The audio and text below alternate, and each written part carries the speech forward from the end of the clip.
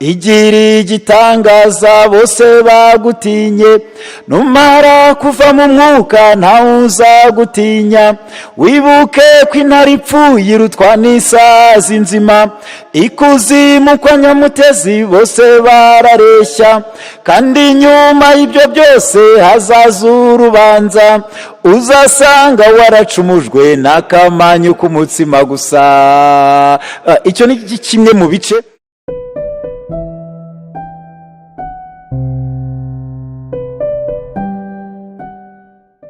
Anshuti bakunzi ba Iyobokamana TV, turabasuhuje mu izina rya Yesu. Kumwe rero mumaze kutumenya ko tugira gutya tukabazanira umukozi w'Imana, n'ubundi imbere yacu murabona ko turi kumwe n'umukozi w'Imana. Reka tuze tuganira nawe. Mwiriwe neza? Mwiriwe neza namwe?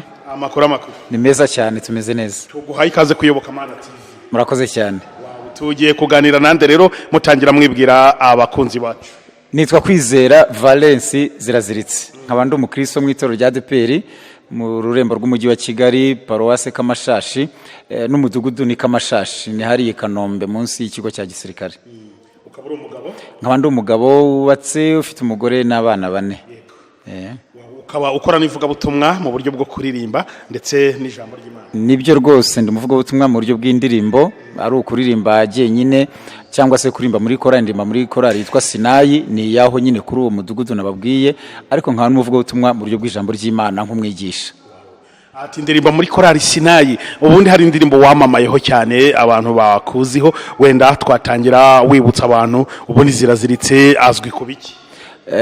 Indirimbo zo ni nyinshi, ariko cyane cyane ziraziritse azwi ku ndirimbo wenda izamenyekanye cyane abantu banakunda, ni indirimbo ivuga ngo Imana ni seriye, cyangwa se Imana, indirimbo ivuga ngo si byiza gucumuzwa n'akamanyu k'umutima. Akamanyu k'umutima. Anshuti bakunzi ba Iyobokamana TV, uyu ni wa musaza waririmbye indirimbo cyangwa wahimbye indirimbo ivuga ngo akamanyu k'umutima, yamamaye cyane ahantu henshi. Nibyo tugiye kuza tuganira nawe. By the way, imbere yuko dukomeza, Pentecote tugusanze hano muri stade ya Nyamirambo, ahabaye igiterane cya Pentecote y'itorero rya ADPR bitegurwa n'ururembo rw'umujyi wa Kigali, yaharimbaga y'abakristo, nawe nyine tugusanzemo. Ubundi Pentecote kuri wowe isobanuye iki? Igisobanuro cya Pentecote mu mutima wa Ziraziritse ni iki? Ni byiza cyane kumbaza icyo kibazo. Pentecote ubwabyo turi mu itorero rya Pentecote, kandi tugasoma ijambo ry'Imana tugasanga hari ku munsi wa Pentecote, ari wo nyuma yuko Yesu Kristo amaze gusubira mu ijuru, ubwo umwuka wera yamanukiraga intumwa ziri Yerusalemu, nkuko Bibiliya ivuga, umwuka wera akazimanukira zikavuga ku ndimi, icyo yita indimi nshya cyangwa indimi batari basanzwe bavuga, keretse abari baraho bashoboye kujya bazumva, bore igihugu kikumvamo ururimi rwabo, indimi icyo twita indimi nshya cyangwa ururimi rushya, nibwo umwuka wera yamanukiye intumwa.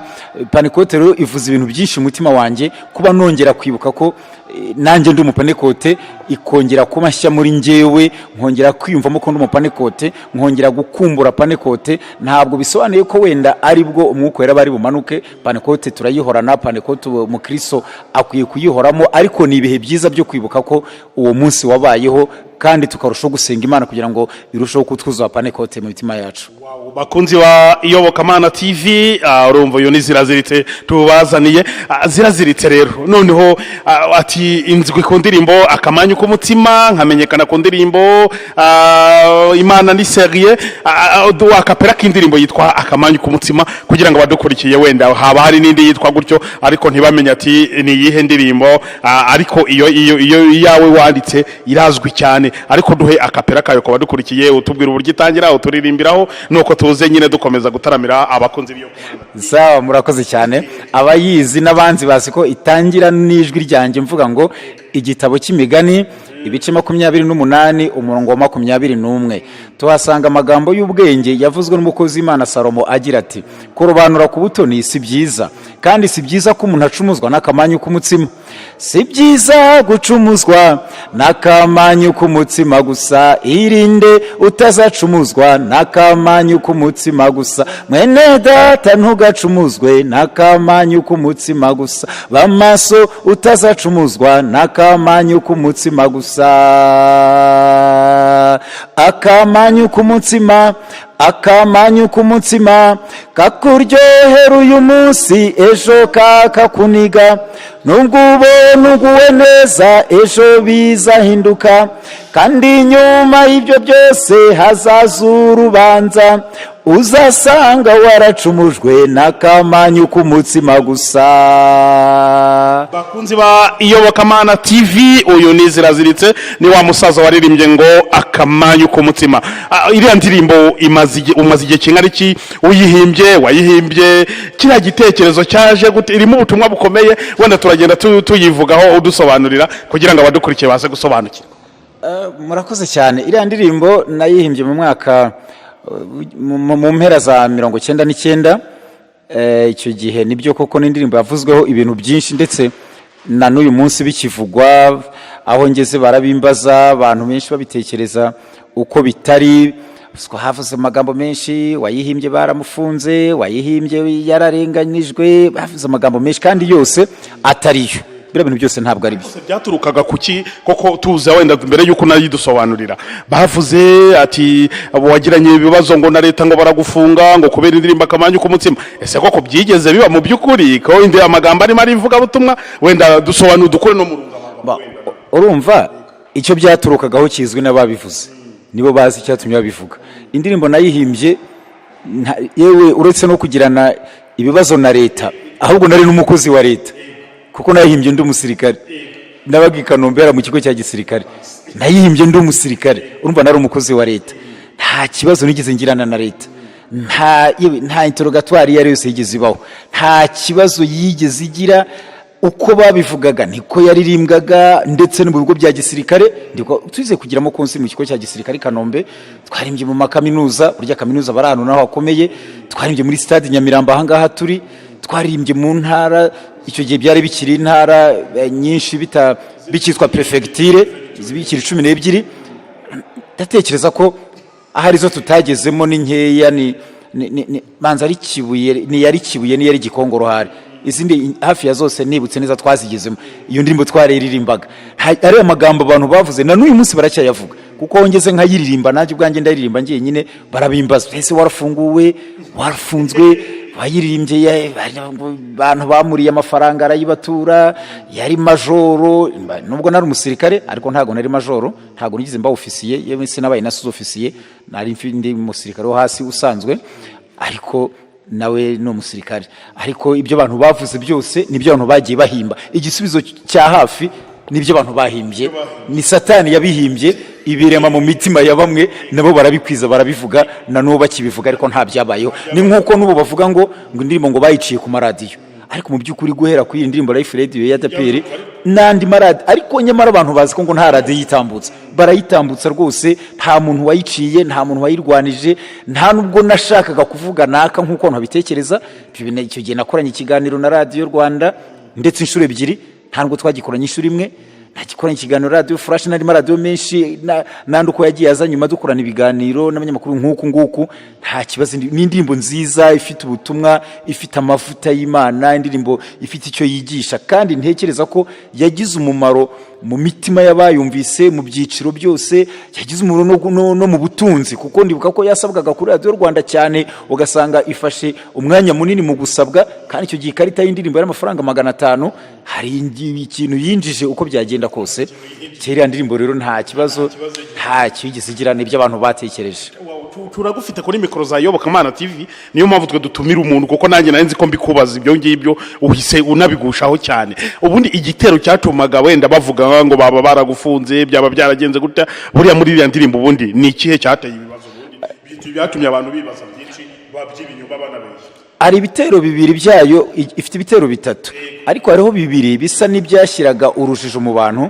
Igitero kivuga ku cyubahiro, ngo cyo cyubahiro cyawe n'akamanyu kumutima, icyo cyubahiro cyawe n'akamanyu kumutima gusa, nubwo ugifite ari cyinshi n'akamanyu kumutima gusa, kizashira utangare n'akamanyu kumutima gusa, icyo cyubahiro urata n'akamanyu kumutima gusa. Igiri gitangaza bose bagutinye, numara kuva mu mwuka ntawuza gutinya, wibuke ko intare ipfuye irutwa n'isazi nzima, ikuzimu kwa nyamutezi bose barareshya, kandi nyuma y'ibyo byose hazaza urubanza, uzasanga waracumujwe n'akamanyu k'umutima gusa. Icyo ni kimwe mu bice abantu arega hako Joel nawe uri umuririmbyi, uri kuririmba ruto nziza na tenoro nziza, uri umuririmbyi cyane rwose, ahubwo wagira ngo turayirire. Icyo gice rero abantu bakibaza ngo bati cyubahiro cyawe, ariko mbere yuko wenda icyo nahita mvugaho nka icyo nabona nka definition y'icyo kintu, ntago iki abantu barebaho ari icyubahiro, cyangwa se aho nibo bakuraga kuvuga ngo ubanza hari nk'umuntu tubwira, ariko ntabwo hari umuntu tuvizaho. Ese Joel wahera kuri wowe ntabwo uri umunyacyubahiro? Nanjye ubwanjye ndi umunyacyubahiro, ndubaha ndanubahwa, ariko indirimbo iranyigisha ikakwigisha ikigisha n'undi wese ngo witinda ku cyubahiro abantu baguhaye n'icyuha abandi, kuko nyuma yacu, nyuma y'ababayeho n'abazabaho, hari uhora yubahwa, hari uwubahwa ibihe byose. Icyacu kirarangira kandi kirangizwa n'ibintu byinshi. Icyubahiro cyacu kirarangira, niyo umuntu adahari nacyo kiba kirangiye, ariko hari utajya arangira, uwo ni witwa Uwiteka Imana ishobora byose. Ahangaha nk'umuhanzi nk'umuririmbyi nashaka kubwira abantu ngo icyubahiro cyawe wigitindaho, kigucumuza twumva abantu bumva bwira abandi uzi icyo ndicyo, nakugira gutya na gutya, ntukansuzugura. Ariko ahanini sinarebaga no ku bantu b'ubuzima busanzwe. Jya muri Bibiliya igaragaza umuntu witwaga Hamani. Burya icyubahiro nicyo cyatumye adaca bugufi ngo abane na bagenzi be amahoro, nyamara cyarangiye nabi. Niyo tugiye kwirimba ahanini tubwira abantu ngo kubaha no kubahwa ntabwo bibujijwe, twese turabitegetswe. Bibiliya avuga ngo abo kubahwa mu bubahe. Hari abantu bo kubahwa, kandi twese buri muntu n'uwo kubahwa mu rwego rwe. Nk'uko navuze ngo nanjye ndubahwa, ngeneye icyubahiro, ni byiza. Ariko iki cyubahiro kikaberaho kumenya ko hejuru yacu hari Imana ishobora byose, ariyo yo kubahwa, n'abubahwa bose barenze bakubaha Imana. Buriya Hamani iyo ataza kurakazwa nuko umuntu, ese kuba Moridekayi atarubashye Hamani byari bimukwiye ku mwanya we?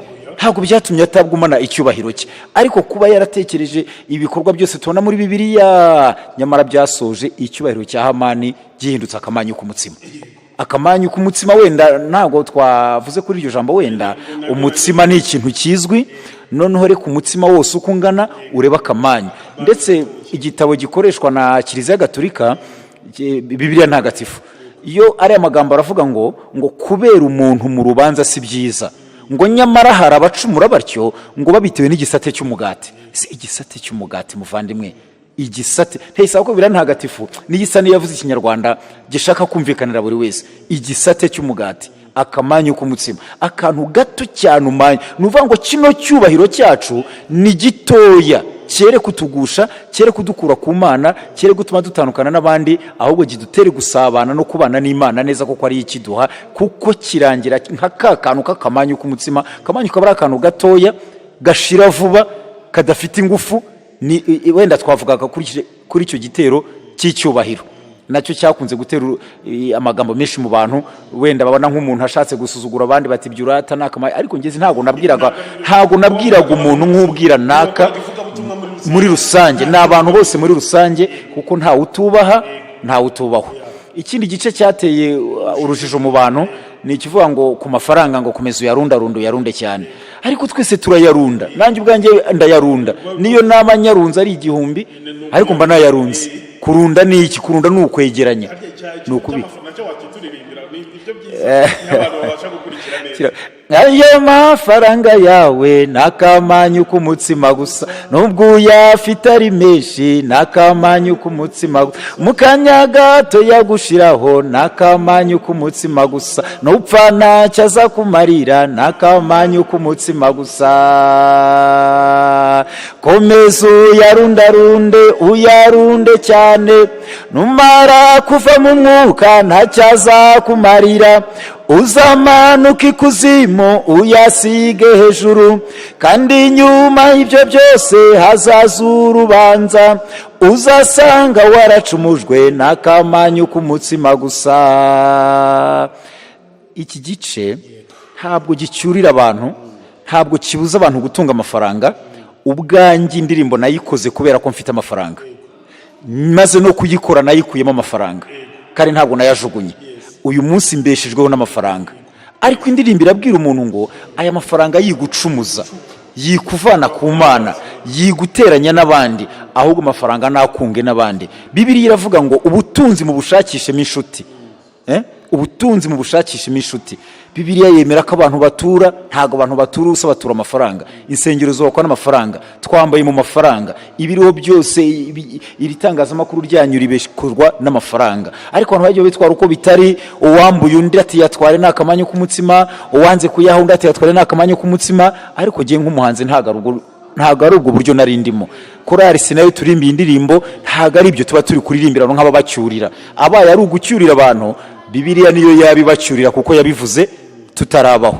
Bibiliya itwereka ko Salomo ngo nta wundi muntu watunze nka Salomo, nta wabayeho, nta nuzabaho. Ariko natwe tubona abantu bagira amafaranga, benshi bakayitwaramo nabi, benshi amafaranga akabacumuza, benshi amafaranga akabaca ku miryango, benshi amafaranga akabajyana mu byaha, ariko bikarangira ahindutse ka kantu kubusa, ahindutse akamanyu kumutima. Turarimba ngo numara kuva mu mwuka ntacyo azaba kimaze.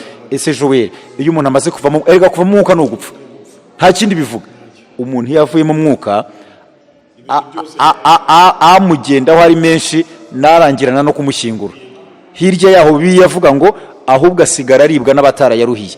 Ariko birika tubwira ngo nitudacumuzwa nayo, ko ijambo ry'Imana rivuga, ahubwo tukurushaho kugwiza ubutunzi tuzasanga mu ijuru. Ubwo butunzi bwo tuba tuzabusangayo. Twashatse kuririmbira abantu ngo nibareke kurangazwa n'ubutunzi bwo mwisi, ahubwo turushaho kugwiza ubutunzi bwo gukorera Imana, ubutunzi bw'agakiza, ubutunzi bw'umwuka wera, aba ari bwo dutindaho, aba ari bwo turundarunda. Ubu butunzi bundi bubereho kudufasha kubana n'abandi, kubana n'imiryango, turushaho kwegeranya ubutunzi buzatugeza mu ijuru. Ahanini nicyo twashatse kuririmba. Bakunzi ba Iyobokamana TV cyangwa abadukurikira bose, urumva ziraziritse ngo twamuzanye arimo aratubwira ukuntu rwose abantu bagiye bavuga ibintu byinshi. Ziraziritse arafunze, ziraziritse byagenze utya kubera indirimbo akamanyu kumutima, ariko nguyu adukorera inzira ku murima yuko uretse no gufungwa nta n'uwigeze abimubaza cyangwa nta n'ikibazo na kimwe yigeze ahura nacyo kubera indirimbo akamanyu kumutima, nk'uko abantu benshi babyishyizemo, nk'uko nyine ahubwo babimbazaga mu buryo bwiza, nk'uko nabwiye ko nagiye ngirana ibiganiro n'itangazamakuru, ari n'abayobozi bamwe mu nzego zitandukanye twagiye tuganira, ariko babyishima mbaza ati kumbe ni wowe hari imbyira ndirimbo. Ahubwo usanga barafelicita, barafata neza, baranganiza, natembeye ahantu henshi hatandukanye, hamwe na hamwe naho ntatekerezaga ko nashoboraga no kugera, ariko nkahagera. Nubwo n'ubundi urumva ko umuntu wari umusirikare, soko nari ndi mu rwego ruciriritse cyangwa rusuzuguritse. Uri umusirikare n'umukozi wa leta, kandi n'umukozi w'igihugu, kandi nawe utavuga ngo no umuntu utubashywe cyangwa utuba. Ndetse nabira by'icyubahiro twavugaga mu gisirikare, no hantu hambere na mbere hagaragara ikintu cyitwa icyubahiro, discipline yuzuye, ndetse wavuga ko ari nk'ijana niho igaragarira cyane. Ariko nyamara ndetse no mu zindi nzego zirenze n'igisirikare cyangwa se no mu za gisirikare, ariko zigaragara nk'izikuba tukaganira, ariko neza banyubashye, babikunze rwose, aho uzashobora kubona aho iri tangazamakuru rizabigeze. Iyobokamana TV uzashobora kwibona, amenye rwose, mfashe kubwira abandi ngo nta muntu wafunze, nta muntu wandenganije, nta muntu twagiranye ikibazo. Na n'uyu munsi iracyari indirimbo nziza iri ku isoko kandi ikunzwe, kandi ndacyahanga n'izindi cyane, ndacyahanga n'iziri. Kandi nshima Imana ko Imana igikunda kumpa amagambo y'ubwenge nk'ayo, amagambo akomeye. Hano twavuze ngo intare ipfuye irutwa n'isazi nzima. Nk'umuhanzi nagerageje kuvuga isazi, inzu zitarimo isazi ni nkeya. Nyamara Bibiliya ntabwo ari kwivuga. Bibiliya ivuga ko ngo intare ipfuye irutwa n'imbwa nzima. Niko mu gitabo cy'umubwiriza Salomo niko yanditse ngo intare ipfuye irutwa n'imbwa nzima. Ariko umva nanze kuririmba imbwa, numva kwenda byahinduka imvugo nyandagazi, ahubwo nibura mvuga ko irutwa n'isazi nzima. Isazi akamanyu kumutima kakuryohera uyu munsi, ariko ejo kakakuniga. Kandi nibyo nuvuga ngo icyaha kikurishimisha uyu munsi. Inganzo ndacyayifite naho yagiye. Icyaha kikuryohera ugikora, ariko ingaruka zacyo ugiye kubona wenda umuntu ageze mu nzego z'ubutabera, uramuntu nawe uganiye nawe akakubwira ko akatiye burundu, kati y'imyaka 40 kati y'imyaka 80 umuntu akubwira ati nakoze icyaha nkuramo indwara zidashobora gukira, yakubwira ati byarandyoheye ariko biri kuniga. Ndibwira ko ariko yakubwira ati ikira cyanjye ikora cyarandyoheye, ari amafaranga nyiba yarandyoheye ariko nkatiye burundu biranize, kira cyanjye ikora cyarandyoheye ariko nanduye indwara nasanze mitazanakira kiranize. Mpamvu bavuze ngo si byiza gucumuzwa nako kantu. Rero cyo icyaha cyose, mvugishije ukuri uyu munsi, icyaha cyose ugikora ubona ari kinini, ugikora ubona ari cyiza, ugikora kiryoshye, ariko ububihe kizana nyuma gihinduka ka kantu gato cyane. Kandi uzareba icyaha cyose umuntu amaze gukora, iyo atangiye kugaragara ingorane zacyo zimugezeho aricuza, ahita asanga yakoze ubusa, araniseka, ahita abona n'uburyo atagomba kugikora, nyamara iyo kigukurura ntubu kibibona. Ariko uzashobora gukurikira iyi ndirimbo azajya avuga ati nyamara ibi bintu, ibi ni akamanyu k'umutima, reka mbyihore, ibi ndi kurwana nabyo ni akamanyu k'umutima, reka mbireke. Kandi uzanzura gutyo azagubwa neza. Bakunzi ba Iyobokamana TV, uyu ni ziraziritse. Twagiye rero, twavuye ku kamanyu k'umutima, twagiye kuri Imana ni seriye kandi kunda baseriye, mazi kabaho ubuseriye, bakabutwara ari seriye, bakabushyira baseriye. Ahumva navugaga ubutumwa, navugaga ubutumwa. Voilà, mbere yuko dusobanurira najyaga ndibaza, ndi umwe nanjye mu bantu babyibazaga, niyo mpamvu nanayiririmbye mu ndirimbo zawe nyinshi zizwi. Iyo uvuga ngo Imana ni seriye, ikunda ngabaseriye, ngikabaho ubuseriye, ngo bakabushyira dusobanurire bishatse kuvuga iki? Abantu benshi batekereza ko ngo kuba umuntu ari seriye cyangwa ari seriyeze, uzumve niyo umuntu ahise cyangwa baganira nawe kuri mwana ni seriye, bashaka kubikoresha ku muntu udaseka, utishima, utavuga. Okay, umuntu yabitwara uko abyumva, ariko nge nk'umuhanzi ibintu bimaze kumbana byinshi, inganzo ibaye ngari, reka mvuge gutyo, mbishitero ryitwa inganzo ngari. Birabiri nibyo koko, inganzo imaze kumbamo ngari, umaze kubona ko Imana ari umwuka, Imana ari urukundo, Imana irakomeye, Imana irakaze, Imana ntitinya, Imana ntitinda, Imana ntibeshya, Imana irihagije, Imana ntiyivuguruza, Imana ivuga ibyo yasubiramo, Imana ni ukuri, cyane cyane ukuri. Numvaga ibyo bimaze kuba byinshi, nasanze ntari bubirime ngo birangire, bituma kuvuga ngo Imana ni seriye, ikunda n'abantu kandi bari seriye, ikabaha n'ubutumwa ariko buri seriye, bakabushyira n'abandi bari seriye, nabo bakabwakira giseriye. Buriya cyane cyane Imana ni ukuri. Ngira ijambo nashaka ko rikoreshwa ariko ku muntu utaguma guhindagurika, utavuga oya ngo mukanya avuge yego, utavuga yego ngo mukanya be oya, oya ye akaba ari oya. Ni nako Bibiliya idusaba ngo niba uvuze oya vuga oya. Uzi ko Bibiliya tubuza kurahira iby'indahiro n'ibisa nabyo, ngo amagambo yanyu abe oya abe yego. Imana igenda mu murongo wayo nk'Imana. Iyo ivuze ngo nzakora iki iragikora, iyo ivuze ngo ikintu kiragenda gutya niko kigenda. Wenda hanini ariko cyane cyane urana guhanga bituruka ku mpamvu nyinshi. Buri muhanzi mwaganiye nawe muzaganira, buri wese abiturutsa ku mpamvu nyinshi. Ariko narebye wenda nshaka kuvuga ubutumwa nagiye mbona ubutumwa yagiye abahanuzi, ubutumwa Yesaya yajyanye, ubutumwa Yeremiya yahawe, ubutumwa kuko nkunda gusoma Bibiliya kuko ndi n'umwigisha. Ariko cyane cyane natinze kuri Yohana Ipatima. Ari niho nashatse kuvuga, nahise mbona ko Imana yahagurutse iri mu kuri, ifite ubutumwa bw'ukuri, ibuha Yohana nawe ari mu kuri, abushyira abantu bakunda ukuri, bazabwakira bakabona ko ari ubw'ukuri kandi bakabwamamaza nk'ubw'ukuri. Ahanini icyari kinini mu mutima wanjye cyari kiriye.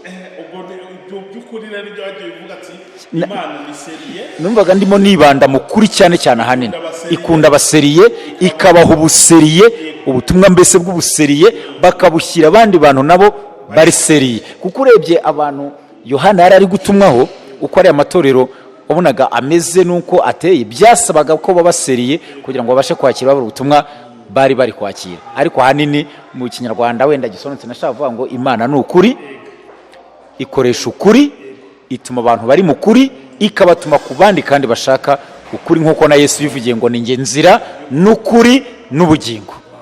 Igitero cya mbere cy'iyo ndirimbo Imana ni seriye igushyira ku munza hariya nicyo cya mbere igushyira ku munzani umwe w'ikigeragezo ukayisenga upfukamye amafi akanga agakoboka ndetse akazamo n'ibinyaha abantu bakagukoba ntibabure kukubwira yuko Imana yakuretse ariko ntabwo yakuretse nuko Imana ari seriye. Wenda igice cya mbere nuko kivuga kandi ibyo ntekereza ko ari byo n'undi wese ariko abyumva.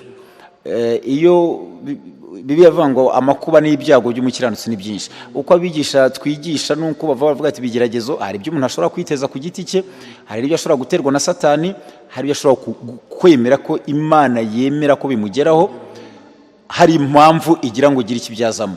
Iyo yagize ibigeragezo ariko Imana yemeye ko biba, imushyira ku munzani w'ikigeragezo, ashaka uburyo bwose bwo gutabarwa ntibyakunda, inshuti ntizamutabara, ariko Imana yo yari ikiri mu kuri kwayo, kandi aho yaje guhagurukira nk'uko nsoza iyo ndimo mvuga ngo aho ihagurukiye nicyo gice gisoza ko ihaguruka ari seriye, ikaguha ibiseriye noneho ukabyakira nawe uri seriye. Iyo ikigeragezo rero iyo ari Imana yemeye ko kiza ni nayo ibizanagikuraho. Wenda aho ngaho washobora kuhagendamo n'ubuhamya bwanjye, wenda bwo atari ngombwa ko nakwinjiramo cyane, birashoboka nabyo, ariko iyo uri umuhanzi uhangwa bitewe n'impamvu nyinshi nk'uko navuze, ushobora kuganira n'abandi, ndasoma ijambo ry'Imana ndabona ko naka byagenze.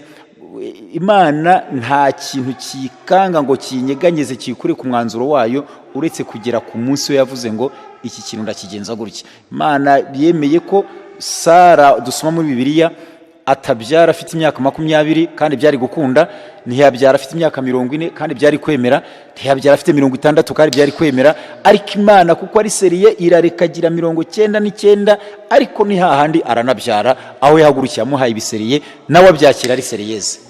Bakunzi ba Iyobokamana TV, uyu ni Ziraziritse waririmbye indirimbo nk'akamanyu kumutima, Imana ni seriye n'izindi nyinshi. Umaze kwandika nk'indirimbo zinga cyangwa umaze gukora indirimbo zinga?